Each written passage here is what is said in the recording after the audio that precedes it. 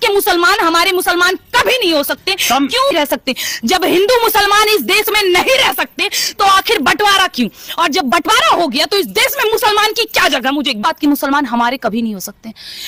भारत के मुसलमान कभी इस देश के नहीं हो सकते।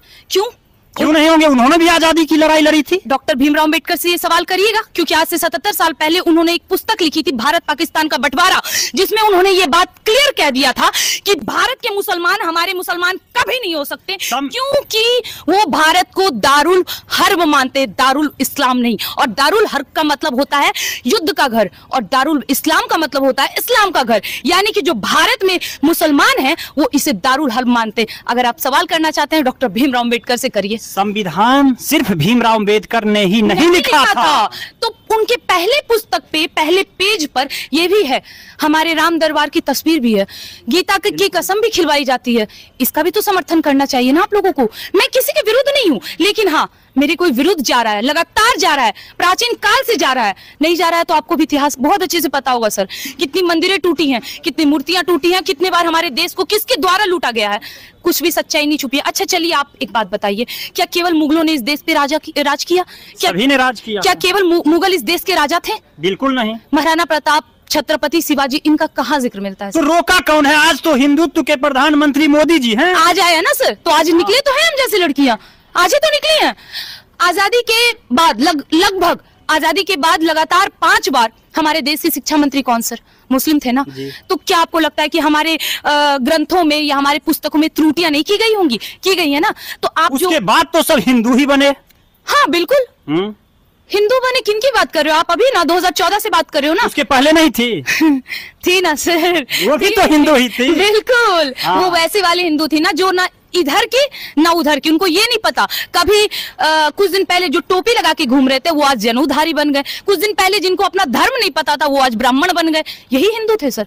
उन्हें तो ये नहीं पता कि वो उनका जात क्या है, उनका धर्म क्या है। फिर आप उनको हिंदू कैसे बोल सकते हैं सर? और वो हिंदू कैसे हो सकता है जो केवल प्रधानमंत्री बनने के लिए हमारे देश के 2 टुकड़े कर दिया? धर्म के आधार पे हुआ ना सर। क्यों किया गया?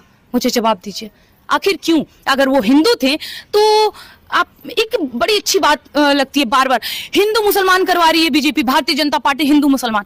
अच्छा, हिंदू मुसलमान करवा रही है, तो एक बात बताइए, जब देश के बंटवारे हुए गए थे, इसका मुख्य कारण क्या था? मुख्य कारण क्या था? धर्म ना, धर्म था ना। तो जब मुख्य कारण धर्म था, और अगर आपको हिंदू मुसलमान नहीं करना था, जिन्ना को प्रधानमंत्री बनने दे देते ना भारत का, देश का बंटवारा नहीं होता। और बंटवारा नहीं होता तो फिर आज सब रहते हैं। क्यों? उस वक्त आपको लगा कि नहीं नहीं, हिंदू मुसलमान एक देश में नहीं रह सकते। जब हिंदू मुसलमान इस देश में नहीं रह सकते तो आखिर बंटवारा क्यों?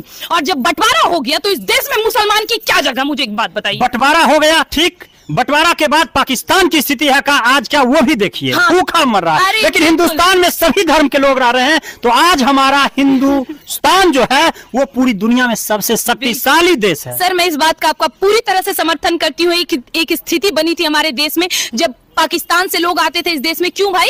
अटैक करने। कभी ताज हमला, कोई हमला, ये हमला, वो हमला, मंदिर तोड़ना, आते थे ना। सारे मुसलमान तो गलत नहीं हो सकते हैं। हाँ, बात अब पॉइंट वाली है ना। सारे मुसलमान गलत। मुसलमान में तो अब्दुल कलाम भी थे।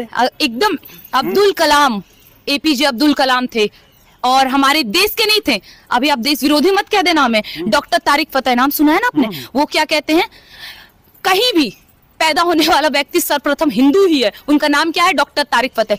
उन्होंने भी मेरा समर्थन किया है। एक बार ट्विटर हमारा चेक कर लें। डॉक्टर रिजवान अहमद अभी मौजूदा हमारे सामने हैं, ठीक है, वो मेरा समर्थन करते हैं। अगर मैं मुसलमान के या उन लोगों के विरुद्ध इतनी ही होती ना, तो कभी इतने बड़े बड़े लोग मुझे समर्थन नहीं करते। इस बात की जानकारी आपको भी है। लेकिन एक APJ अब्दुल कलाम या एक मुसलमान के नाम पे ये सब कितना खाएंगे सर? और सच्चाई आपसे और हमसे नहीं छुपी है। हमारे देश में बहुत से महारथी है जो मुझसे भी बड़े बड़े बयान दे चुके हैं। सरदार वल्लभ भाई पटेल, मुझे जहां तक कि उनका एक भाषण याद है, आजादी के बाद उन्होंने स्टेज पे एक भाषण दिया था जिसमें उन्होंने ये कहा था कि हैदराबाद के मुसलमान हमारे कभी नहीं हो सकते।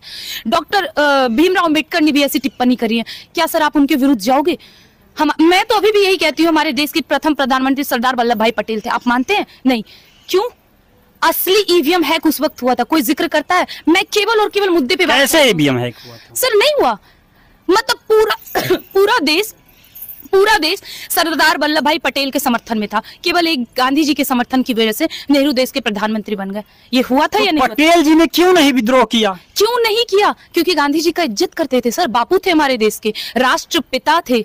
चलिए, बापू का आपने नाम लिया, बापू की हत्या नाथूराम गोडसे ने की, उस हत्या को आप किस रूप में देखते हैं? किस रूप में? वो सही है या गलत?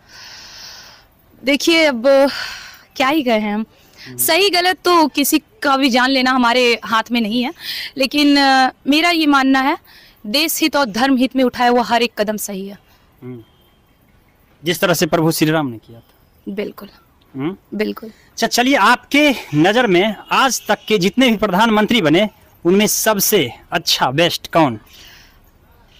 लाल बहादुर शास्त्री। कैसे?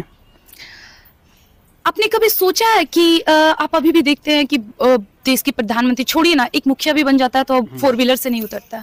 मैं बस सादगी को देखती हूँ कि कोई किस तरह अपने धर्म के लिए, अपने देश के प्रति समर्पित है कि उनकी माता तक को ये नहीं पता है कि ये हमारे देश का प्रधानमंत्री है। जब हो गए तो पता चला भाई रेलवे में काम कर रहे हैं, उनको ये नहीं पता कि उनके बेटे देश को चला रहे हैं।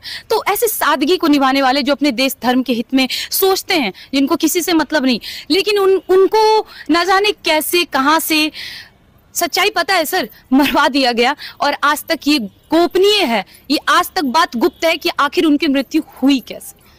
तो सर मुझे ऐसा लगता है जिन्हें हम भूल चुके हैं, मैं उन्हें दोबारा वापस लाऊं अपने जरिए। आज मैंने ये कहा, लाल बहादुर शास्त्री जी का नाम लिया, कल मेरे जैसे बहुत सारे लोग कहेंगे, उसके बाद धीरे धीरे उन मुद्दों पे जाएंगे जिन मुद्दों को हम सबसे छुपाया गया है। इंदिरा गांधी ने पाकिस्तान को 2 फाड़ में कर दिया। आज इंदिरा की ही देन है जो पाकिस्तान की शक्तियां कम हुई है। तो इंदिरा को आप किस नजर से देखते हैं? देखिए, अगर आप बात करें, मैं एकदम सम्मान करती हूँ उस चीज का, चाहे उन्होंने हमारे देश हित धर्म हित में जो भी कार्य किए हैं, मैं बिल्कुल समर्थन करती हूँ। लेकिन एक बार धर्म हित में उन्होंने काम किया, क्षमा करें, मैं धर्म हित में बिल्कुल नहीं कह सकती हूँ, देश हित में उन्होंने जो भी कार्य किए, मैं उन सब चीजों का समर्थन करती हूँ, बिल्कुल समर्थन है उनका। देश की प्रधानमंत्री थी महिला, काफी बोल्ड लेडी भी कहा जाता है उनको। लेकिन क्षमा करें, जो बेटी हमारे धर्म की नहीं हो सकती, मैं उनका इज्जत नहीं कर सकती हूँ। तो इस बात को आप तय रखिए कि जो मेरे धर्म का है, मेरा प्रेम केवल उनके लिए है। धर्म मतलब देश, जो अपने धर्म से प्रेम करेगा वही अपने देश से प्रेम कर सकता है, और सनातन धर्म भी यही सिखाता है। आपकी नजर में मोदी जी बढ़िया या फिर योगी जी बढ़िया? ऑब्वियसली योगी जी। क्यों? बिल्कुल, क्यों का कोई रीजन ही नहीं है, उनका एक्शन वही है जो हम लोग सब चाहते हैं, जो हम और आप चाहते हैं। चलिए मैं आपसे पूछती हूँ,